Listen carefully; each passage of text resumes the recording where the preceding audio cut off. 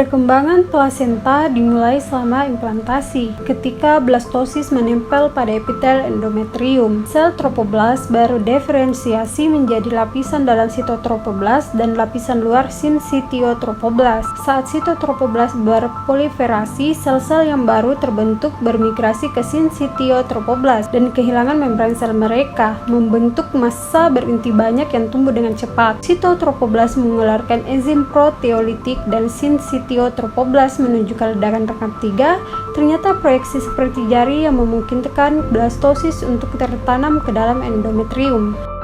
Lakuna atau ruang-ruang mulai terbentuk di dalam sinsitiotrofoblast. Saat sinsitiotrofoblast ini mengikis pembuluh darah dan kelenjar endometrium, lakuna menjadi penuh dengan darah ibu dan sekresi kelenjar. Lakuna terisolasi menyatu untuk membentuk jaringan yang melalui darah ibu mengalir sehingga membentuk sirkulasi uteroplasenta awal.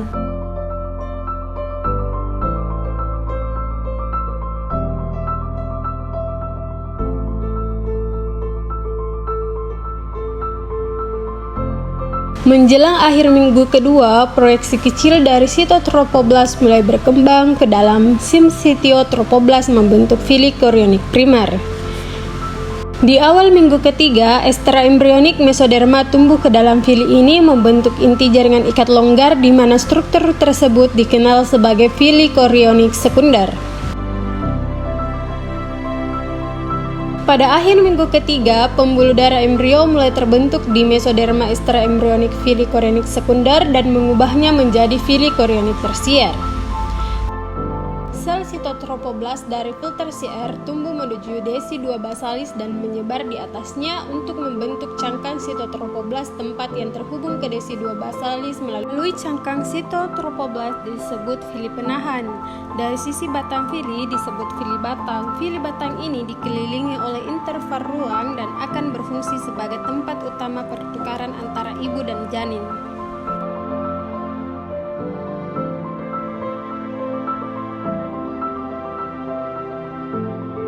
Pada minggu keempat, aliran darah janin terbentuk dengan darah kotor diangkut plasenta dari janin melalui arteri umbilikalis berpasangan. Arteri ini mengirim cabang ke fili korionik dan dibagi menjadi jaringan kapiler di ujung terminal. Karbon dioksida dan produk limbah dikeluarkan dari sirkulasi janin melintasi membran plasenta ke darah ibu dan interval ruang. Oksigen dan nutrisi diangkut melintasi membran plasenta dari darah ibu ke kapiler janin.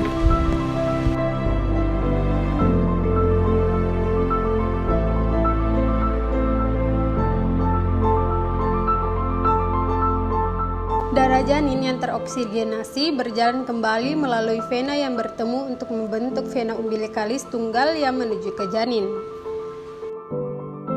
Darah kembali ke sirkulasi ibu melalui vena endometrium dipaksa keluar oleh tekanan darah arteri yang masuk.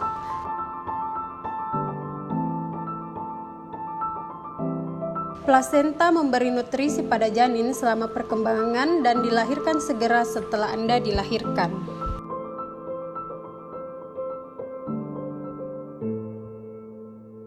Macam-macam plasenta. Menurut bentuknya, plasenta normal, plasenta tipis, plasenta 1 lobus terpisah, plasenta 2 lobus, dan plasenta 3 lobus. Sedangkan berdasarkan dinding rahim, plasenta normal, plasenta akreta, plasenta inkreta, dan plasenta perkreta. Nah, apa saja sih fungsi plasenta yang perlu kita ketahui untuk janin kita?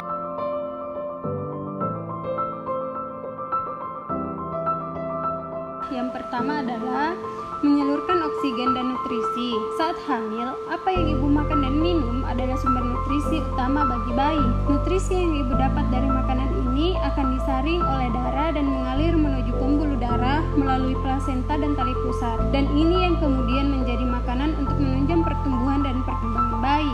Selain itu, fungsinya juga menyalurkan oksigen dan karbon dioksida antara bayi dan ibu, sama seperti nutrisi oksigen disalurkan dari ibu ke bayi melalui darah ke plasenta dan tali pusat. Karbon dioksida yang bayi hasilkan pun ditransfer ke tubuh ibu melalui organ yang sama tetapi tanpa percampuran keduanya. Yang kedua adalah menghasilkan hormon penunjang kehamilan.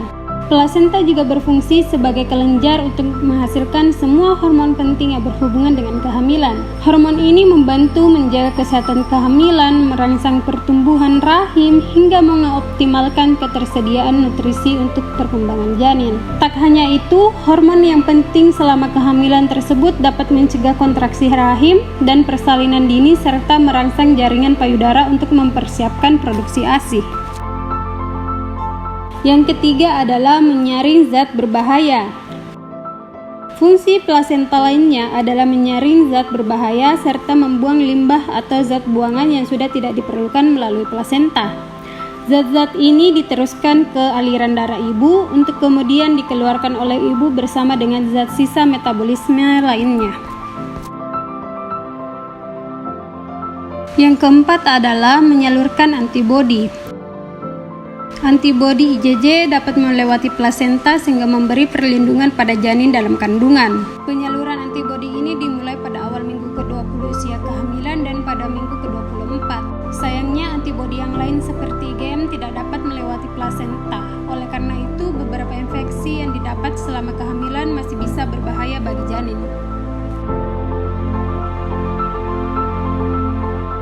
Yang kelima adalah melindungi janin dari infeksi bakteri.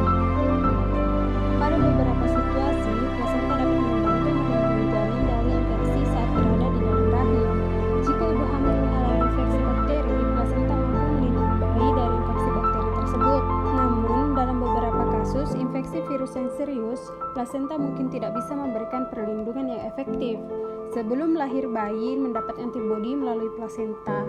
Antibodi ini membantu memberikan perlindungan kepada bayi dari berbagai penyakit dan saat setelah lahir hingga beberapa bulan awal kehidupannya. Nah, demikian informasi tentang pembentukan plasenta dan fungsinya. Semoga video ini bermanfaat.